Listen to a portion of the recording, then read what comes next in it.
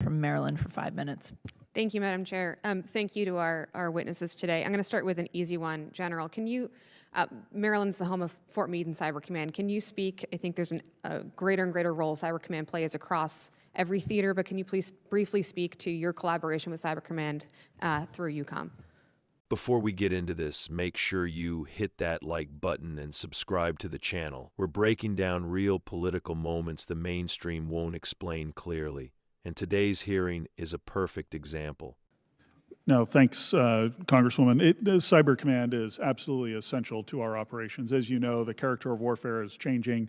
We're seeing increased value of both offensive and defensive cyber capabilities. They've made a huge difference in a number of different areas, and certainly it's no different in my area of responsibility. So we work very closely with U.S. Cyber Command. They've sent a number of defensive teams over to help allies and partners clean their network of malicious activity, and I'd be happy to talk about some of the other things they are doing for us in the classified session. I would really appreciate that. I want to echo, I think, what we heard on both sides of the aisle today, which is a universal, and I've heard it from you gentlemen, a universal consensus that we have to end the war in Ukraine.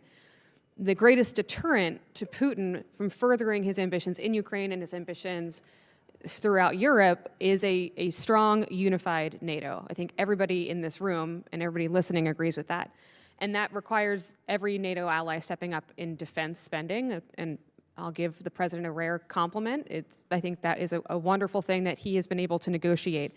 At the same time, it almost feels like, and you've heard this today, one step forward and risking 2 steps back when we have rhetoric that feels schizophrenic at times, and actions that feel schizophrenic at times. Thinking of denigrating President Zelensky, thinking of pulling out of the Baltic Security Initiative, despite the Baltic countries being the leaders in Europe. We have leaders and we have folks that need to step up in a greater way.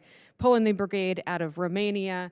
We did a great thing in general negotiating the icebreaker deal with Finland. I too was in Sweden and Finland and saw their capabilities. We are decades behind in icebreaker production here in the United States, and it's essential to Arctic security.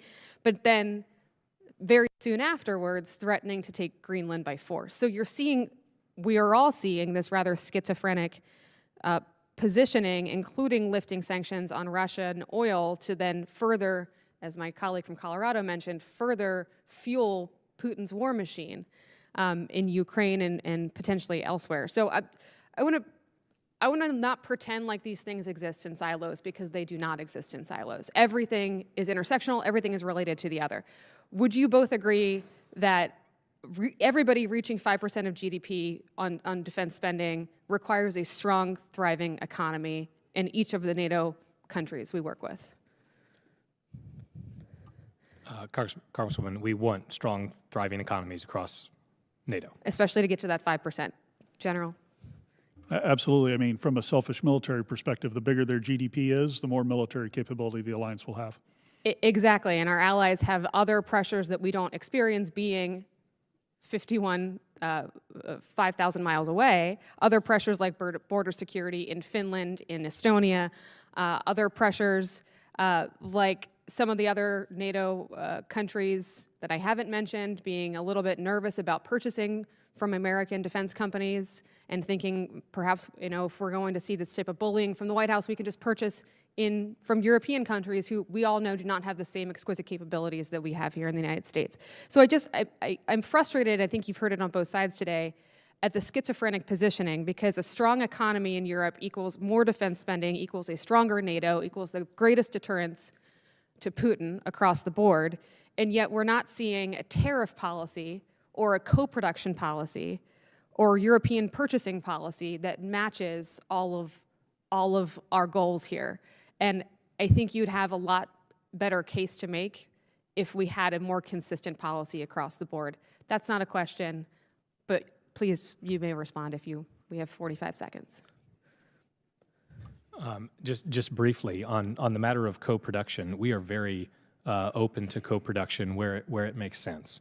We don't want to pursue things just for maybe just like a symbolic win or things of that nature, but But sometimes symbolic is the strengthening of our economies to reach a mutual end. Well, if it's strengthening the economies, I'd say it's beyond symbolic. But yeah, but I concur, General. Yeah, Congresswoman, I've seen a couple of examples of co-production agreements or licensing agreements that are paying off, and particularly in Germany with their industrial base. There's some Patriots that are created in Germany now. There's new 155 plants that are being made. Parts of the Leopard 2 tank are actually made here in the United States and that then get shipped into Europe to be assembled there. So I think there are potential win-wins. We just have to find those complementary opportunities. I think we can do a lot more with that. I appreciate your answers, and with that, I yield back. In a recent congressional hearing, Democrat Representative Sarah Elfreth took aim at Donald Trump, criticizing what she called schizophrenic foreign policy toward America's allies. Now let's slow this down and actually look at what was said and what it really means for the United States. The hearing began with discussion about cyber warfare, where military officials made it clear cyber capabilities are now central to modern conflict. The U.S. is working closely with allies to defend networks and counter threats. That's not controversial. That's reality in today's world. Then the conversation shifted to NATO and the war in Ukraine. And here's where things get interesting. Elfreth acknowledged something important, something many on the left used to deny, that NATO's strength is the key deterrent against Vladimir Putin.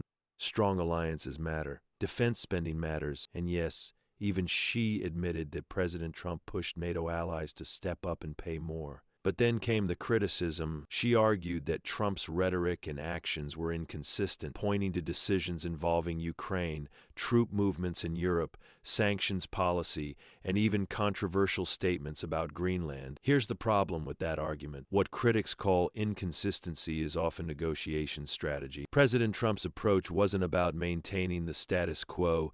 It was about forcing allies to take responsibility for their own defense, and it worked. NATO countries increased spending after years of relying heavily on the United States. That's not chaos, that's leverage. Now, Elfreth also raised concerns about economic strength in Europe, arguing that strong economies lead to stronger defense spending. That's a fair point. But again, this is where America First policy comes into play. You cannot have a strong NATO if the United States is carrying an unfair burden, and you cannot expect American taxpayers to endlessly subsidize allies who aren't meeting their commitments. The hearing also touched on defense co-production, building military equipment across allied nations.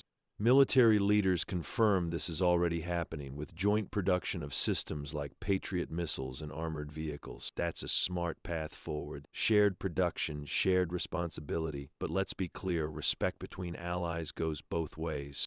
If European nations are considering moving away from U.S. defense partnerships because of political disagreements, that says more about their priorities than America's. At the end of the day, this hearing revealed something important. There is bipartisan agreement on one thing: NATO matters. But there is still a fundamental divide on how to lead it. One side wants predictability at all costs. The other believes strength, pressure, and negotiation are what actually deliver results. And based on the outcomes we've seen, higher NATO spending, stronger accountability, it's hard to argue that the pressure didn't work. If you found this breakdown helpful, make sure you like this video and subscribe for more clear, fact-based analysis of what's really happening in Washington.